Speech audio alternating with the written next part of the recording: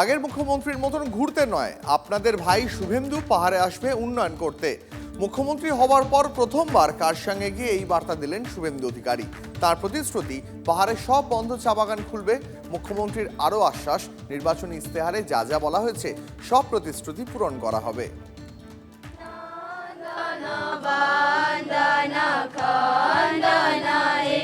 কাশিয়াঙে school পড়ুয়াদের সঙ্গে গলা মেলালেন মুখ্যমন্ত্রী।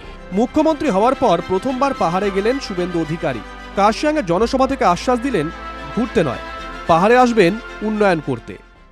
तब एक्स चीफ मिनिस्टर ने बार बार बताया, ओ पहाड़ में मुझे वोट नहीं मिलता, मैं कुछ नहीं करता, लेकिन घूमने आता था। उन्होंने बार बार पहाड़ में टूरिस्ट बनके आई।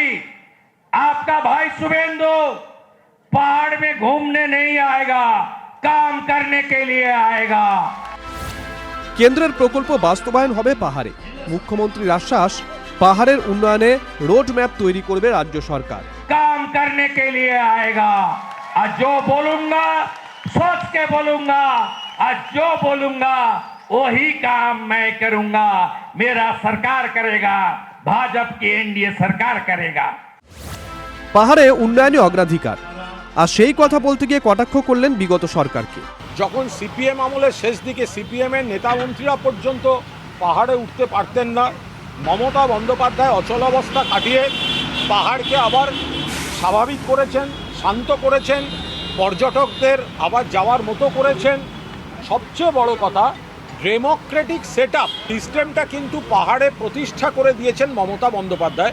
এটা ভুলে গেলে চলবে না। हमारी एडुकेटेड बेरोजगार नौजवान, उसको नौकरी देने का भी काम कर रहा हूं ट्रांसपेरेंट तरीके से। जीटीए जैसे टीचर रिक्रूटमेंट में घोटाला किया है, उस तरीके से रिक्रूटमेंट इस सरकार नहीं करेगा। মুখ্যমন্ত্রীর মুখে মমতা সরকারের আমলে জিটিএ দুর্নীতি। শুভেন্দু অধিকারীর হুঁশিয়ারি, কাউকে রেয়াত করা হবে না। जीटीए का जितना घोटाला हुआ, इंक्वायरी होना चाहिए। भ्रष्टाचारी जो आपका रुपया को चोरी किया, उसके जेल के अंदर भेजना चाहिए तो जोर से बोलिए। आपका हित में सरकार काम करेगा। एक लोग को भी छोड़ने वाला हम लोग नहीं हूं। ना खाऊंगा ना खाने दूंगा। এদিন কাশিয়াঙের সভায় উপস্থিত ছিলেন উত্তরবঙ্গ উন্নয়ন মন্ত্রী নিশীথ প্রামাণিক, স্বরাষ্ট্র প্রতিমন্ত্রী বিশাল লামা, অর্থ প্রতিমন্ত্রী আনন্দময় বর্মন, সাংসদ রাজু বিস্তা। জনসভা শেষে কাশিয়াঙে জনকল্যাণ শিবিরেও যান মুখ্যমন্ত্রী।